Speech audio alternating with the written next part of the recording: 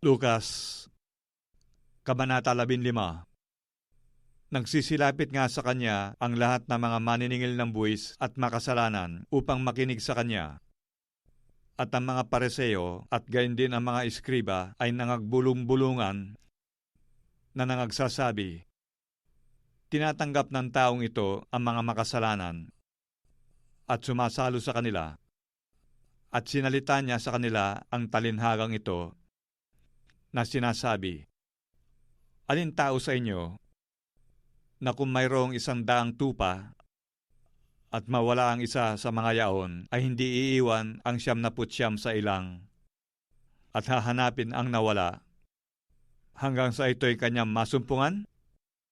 At pagka nasumpungan niya, ay pinapasa niya sa kanyang balikat na natutuwa.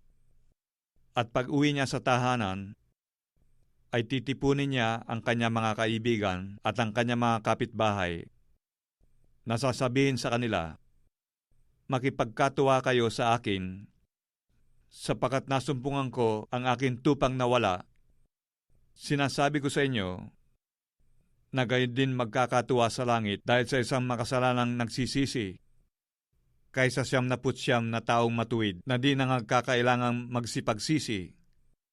O aling babae na may 10 putol na pilak, na kung mawalan siya ng 1 putol, ay hindi ba ka magpapaningas ng 1 ilawan at wawalisan ang bahay at hahanaping masikap hanggang sa ito'y masumpungan niya?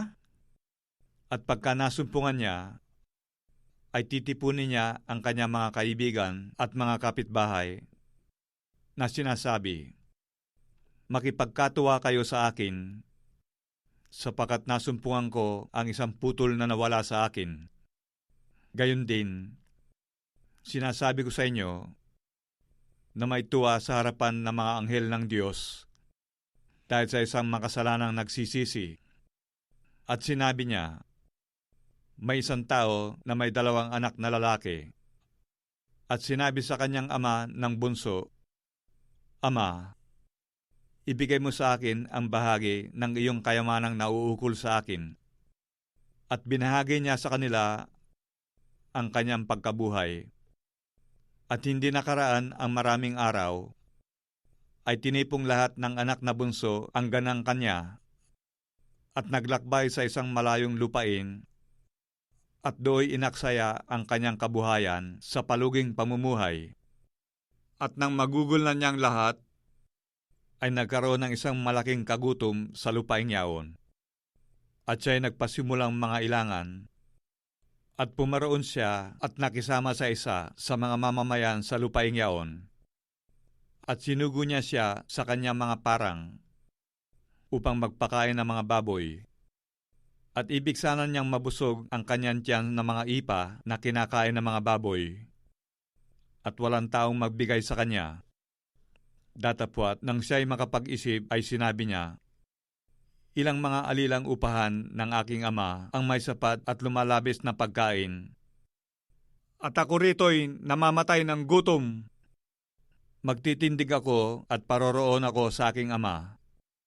At aking sasabihin sa kanya, Ama, nagkasala ako laban sa langit at sa iyong paningin. Hindi na ako karapat-dapat na tawaging anak mo. Gawin mo akong tulad sa isa sa iyong mga alilang upahan. At siya'y nagtindig at pumaroon sa kanyang ama.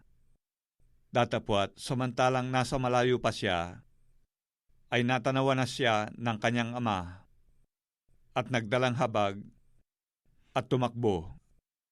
At niyakap siya sa leeg at siya hinagkan.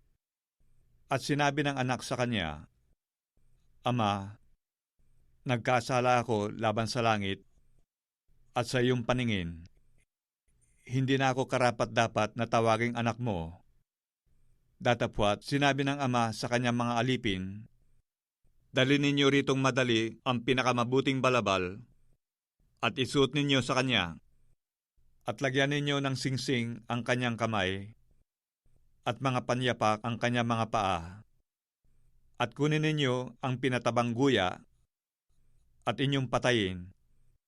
at tayo'y magsikain at mga tuwa, sapagkat patay na ang anak kong ito at muling nabuhay, siya'y nawala at nasumpungan, at sila'y nangagpasimulang mga tuwa. Nasa bukid nga ang anak niyang panganay, at nang siya'y dumating at malapit sa bahay, ay narinig niya ang tugtugan at ang sayawan. At pinalapit niya sa kanya ang isa sa mga alipin, at itinanong kung ano kaya ang mga bagay na yaon. At sinabi niya sa kanya, "Dumating ang kapatid mo, at pinatay ng iyong ama ang pinatabang guya, dahil sa siya'y tinanggap niya na ligtas at magaling." Datapwat nagalit siya, at ayaw pumasok, at lumabas ang kanyang ama, at siya'y namanhik sa kanya. Datapwat siya'y sumagot at sinabi sa kanyang ama, "Narito, maraming taon nang kita'y pinaglilingkuran, at kailan may hindi ako sumuway sa iyong utos, at gayon may hindi mo ako binigyan kailanman ng isang maliit na kambing, upang ipagkipagkatuwa ko sa aking mga kaibigan. Datapwat nang dumating itong anak mong umubos ng iyong pagkabuhay sa mga patutot, ay pinagpatay mo siya ng pinatabang guya." At sinabi niya sa kanya, "Anak, ikaw ay palaging nasa akin, at iyo ang lahat ng akin.